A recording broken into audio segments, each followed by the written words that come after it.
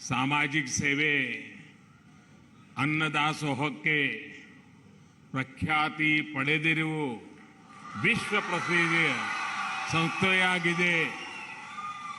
ಈ ಕ್ಷೇತ್ರಕ್ಕೆ ಆಗಮಿಸಿರುವುದಕ್ಕೆ ನನಗೆ ಸಂತೋಷವಾಗಿದೆ.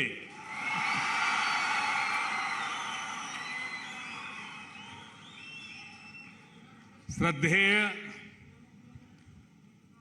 श्री शिवरात्रि देशी केंद्र महास्वामी जी, श्री सिद्धेश्वर महास्वामी जी, श्री सिद्धलिंगा महास्वामी जी, कर्नाटक के मुख्यमंत्री श्री बसवराज जी,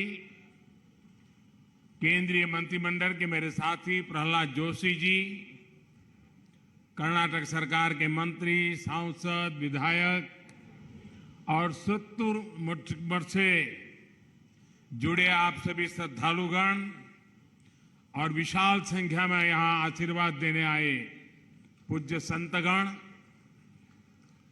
मैं मैसूरू की अधिष्ठात्री देवी माता चामुंडेश्वरी को प्रणाम करता हूं.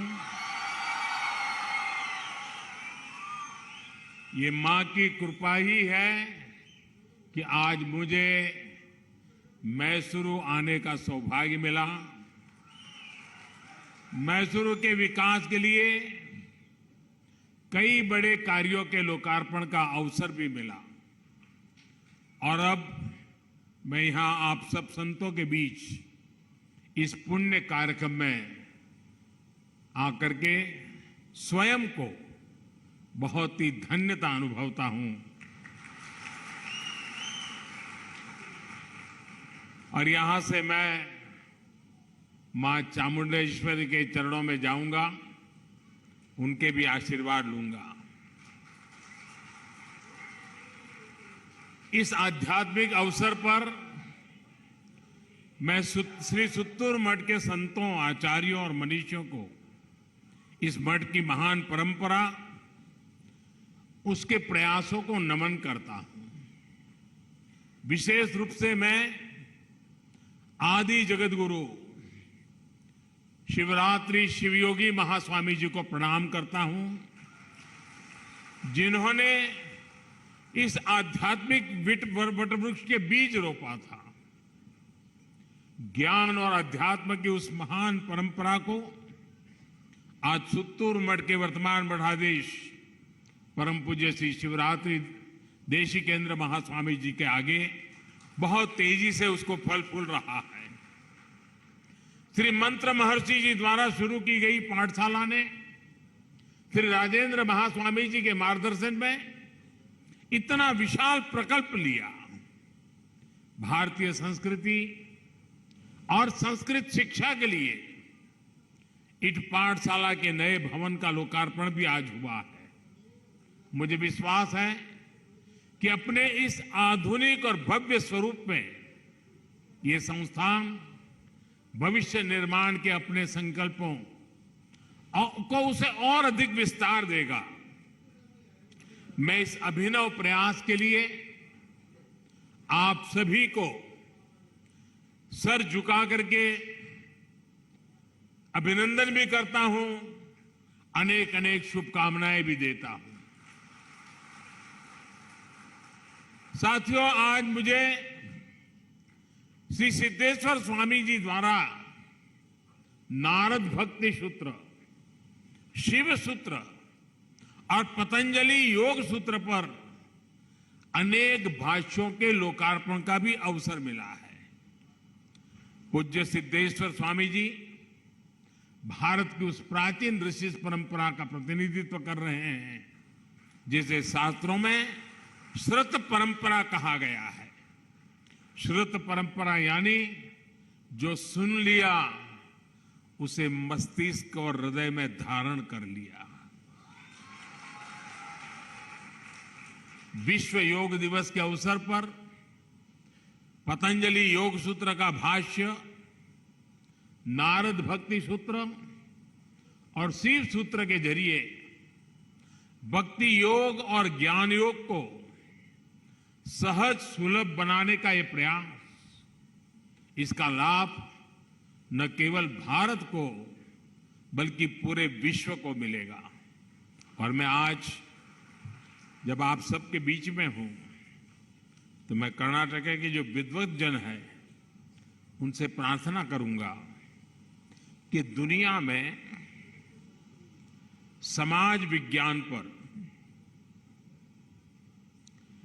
जो कुछ भी लिखा गया है पिछले 4-5 शताब्दियों में, अगर उसका अध्ययन करेंगे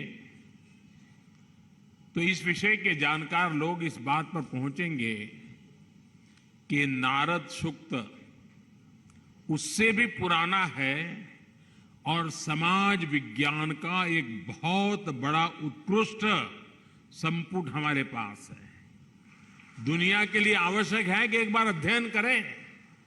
जो पश्चिम के विचारों को जानते हैं वो कभी नारद सूक्त के माध्यम से दुनिया को देखने का, समाज व्यवस्था को देखने का, मानवीय मूल्यों को देखने का अद्भुत ग्रंथ ये नारद सूक्त है। और उसको आज आधुनिक परिभाषा में परिभाषित किया है। समाज की बहुत बड़ी सेवा की आपने। साथियों, हमारे शास्त्रों में कहा गया है कि ज्ञान के समान पवित्र कुछ भी नहीं है और ज्ञान का कोई विकल्प भी नहीं है। और इसलिए हमारे ऋषियों ने, मनुष्यों ने भारत को उस चेतना के साथ गढ़ा जो ज्ञान से प्रेरित है, विज्ञान से विभूषित है, जो बोध से बढ़ती है और शोध से सशक्त होती है। युग बदले, समय बदला, भारत ने समय के अनेक तूफानों का सामना भी किया। लेकिन जब भारत की चेतना क्षीण हुई तो देश के कोने कोने में संतों ने, ऋषियों ने, मुनियों ने, आचार्यों ने, भगवंतों ने पूरे भारत को मत कर देश की आत्मा को पुनर्जीवित कर दिया। उत्तर में मेरी काशी से लेकर यही पास में नंजरगुड़ दक्षिण काशी तक मंदिरों और मठों की सशक्त संस्थाओं ने गुलामी के लंबे कालखंड में भी भारत के ज्ञान को प्रदीप्त रखा। मैसूरू में श्री सुत्तूरू मठ, तुमकुरू में सिद्धगंगा मठ, चित्रदुर्ग में श्री श्रीगेरे मठ, मुरुगेंद्र राजेंद्र मठ, चिकमंगलूर में श्री रंभापुरी मठ, हुबली में श्री मुरुसाविरा मठ, बीदर में बसव कल्याण मठ, अकेले दक्षिण भारत में ही ऐसे कितने ही मठों का केंद्र है जो असंख्य विद्याओं, अनंत विद्याओं को सदियों से सींचते आ रहा है। साथियों, सत्य का अस्तित्व संशोधन पर नहीं, सेवा और त्याग पर टिका होता है। श्री सुत्तूर मठ और जेएसएस महाविद्यापीठ इसका बड़ा उदाहरण है। श्री शिवरात्रि राजेंद्र महास्वामी जी ने जब समाज सेवा का संकल्प लेकर निशुल्क हॉस्टल खोला था तब उनके पास क्या संसाधन थे? किराए की इमारत थी, राशन आदि की व्यवस्था के लिए भी जरूरी पैसे नहीं थे। और मैंने सुना था कि एक बार पैसे के अभाव में हॉस्टल की चीजों की सप्लाई रुक गई तो स्वामी जी को लिंगम करड़िगे भी बेचना पड़ा था। यानी उन्होंने सेवा के संकल्प को आस्था से भी ऊपर माना। दशकों पहले का वो त्याग आज सिद्धि के रूप में हमारे सामने है। आज जेएसएस महाविद्यापीठ द्वारा देश से 300 से ज्यादा इंस्टीट्यूट्स और 2 यूनिवर्सिटीज देश विदेश में चल रही है। ये संस्थान न केवल भारत के आध्यात्मिक और सांस्कृतिक ब्रांड एम्बेसडर्स हैं, बल्कि साइंस, आर्ट्स और कॉमर्स के भी उतना ही योगदान दे रहे हैं। सुत्तरू मठ गरीब बच्चों की, आदिवासी समाज की और हमारे गांव की जो सेवा कर रहा है, वो भी अपने आप में एक उदाहरण है। साथियों, कर्नाटका, दक्षिण भारत और भारत की बात हो, शिक्षा, समानता और सेवा जैसे विषय हो, तो ये विमर्श भगवान बसवेश्वर के आशीर्वाद से और विस्तारित हो जाते हैं। भगवान बसवेश्वर जी ने हमारे समाज को जो ऊर्जा दी थी, उन्होंने लोकतंत्र, शिक्षा और समानता के जो आदर्श स्थापित किए थे, वो आज भी भारत की बुनियाद में है। मेरा एक बार लंदन में भगवान बसवेश्वर जी के प्रतिमा का लोकार्पण का सौभाग्य मुझे मिला था, और उस समय मैंने कहा था कि एक तरफ मैग्ना कार्टा रखिए और दूसरी तरफ भगवान बसवेश्वर के वचन रखिए, आपको पता चलेगा कि मैग्ना कार्टा के पहले, कितनी सदियों पहले मेरे देश में समाज के प्रति देखने का दृष्टिकोण क्या था, उससे नजर आएगा। साथियों, उन्हीं आदर्शों पर चलते हुए श्री सिद्धगंगा मठ आज 125 से ज्यादा इंस्टीट्यूट चला रहा है, समाज में शिक्षा और अध्यात्म का प्रसार कर रहा है। और मुझे बताया गया है कि सिद्धगंगा मठ के स्कूलों में इस समय करीब 10,000 विद्यार्थी ज्ञान अर्जित कर रहे हैं। भगवान बसवेश्वर की ये प्रेरणा, निस्वार्थ सेवा की ये निष्ठा, यही हमारे भारत की बुनियाद है। जितनी मजबूत ये बुनियाद होगी, उतना ही मजबूत हमारा देश होगा। साथियों, आज जब हम देश की आजादी के 75 साल मना रहे हैं, तो आजादी के अमृत काल का ये कालखंड सबके प्रयास का उत्तम अवसर है।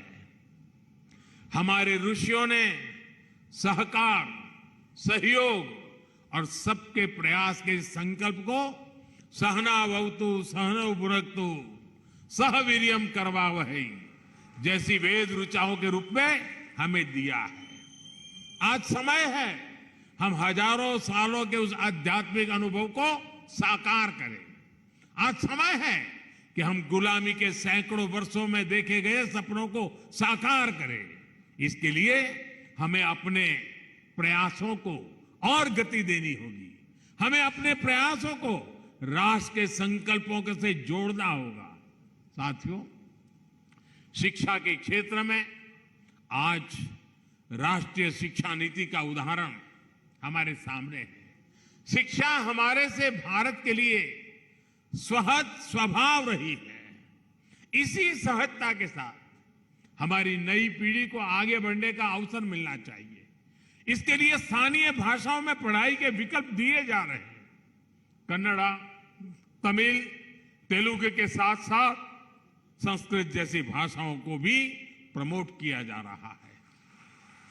हमारे सभी मठ और धार्मिक संस्थान इस कार्य में सदियों से लगे हुए हैं। मैसूरू तो ऐसी जगह है जहां से देश का एकमात्र संस्कृत दैनिक अखबार सुधर्मा आज भी प्रकाशित हो रहा है।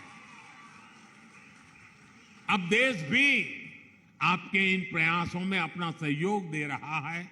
इसके लिए हर संभव प्रयास कर रहा है। इसी तरह स्वास्थ्य और आरोग्य की दिशा में भारत के प्रयासों से आज आयुर्वेद और योग को पूरी दुनिया में नई पहचान मिली है। हमारा प्रयास है कि देश का एक भी नागरिक अपनी विरासत से अनभिज्ञ और वंचित न रहे।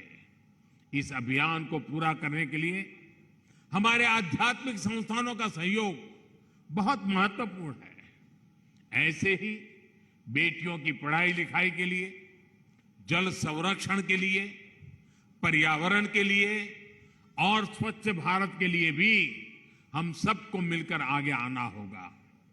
एक और महत्वपूर्ण संकल्प प्राकृतिक खेती का भी है।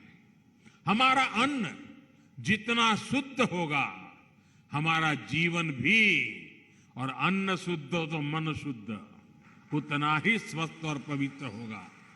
मैं चाहूंगा कि इस दिशा में भी हमारे सभी धार्मिक मठ और संस्थान आगे आकर लोगों को जागरूक करें। हमारी इस भारत माता, हमारी धरती माता, उसको हम केमिकल से मुक्त करें। इसके लिए हम जितना करेंगे, ये मां के आशीर्वाद सदियों तक हमारे काम आने वाले हैं। साथियों, जिस कार्यों में संतों का प्रयास जुड़ जाता है, उस कार्य में आध्यात्मिक चेतना और ईश्वरीय आशीर्वाद भी जुड़ जाता है। मुझे विश्वास है आप सभी संतों का आशीर्वाद निरंतर देश को मिलता रहेगा। हम साथ मिलकर नए भारत का सपना पूरा करेंगे। और आज मेरे लिए बहुत सौभाग्य की पल है। पूज्य संतों ने जिस प्रकार से मेरे लिए अपनी भावनाएं प्रकट की हैं, मैं जानता हूं जो कुछ भी मेरे लिए कहा गया है, अभी मुझे वहां तक पहुंचने के लिए बहुत कुछ करना बाकी है। लेकिन मुझे इस बात का भरोसा है कि संतों के आशीर्वाद, हमारी महान सांस्कृतिक विरासत और आप सब संतों की मुझसे जो अपेक्षाएं हैं, आप ही मुझे घड़ते रहेंगे, आप ही मुझे दिशा देते रहेंगे। और मैं आपके दिशा निर्देश से, संतों के मार्गदर्शन से, महान विरासत की प्रेरणा से उन कार्यों को पूरा कर पाऊं, ये ऐसे आशीर्वाद आप लोग मुझे दीजिए ताकि मेरे काम में कोई कमी न रह जाए और आपकी अपेक्षाएं अधूरी न रह जाए। इसी एक मेरी भावना को व्यक्त करते हुए मुझे आप सबके बीच में आने का अवसर मिला। मेरा जीवन धन्यता अनुभव कर रहा है। मैं फिर एक बार आपका आभार व्यक्त करता हूं। एल्लारिगो नमस्कार।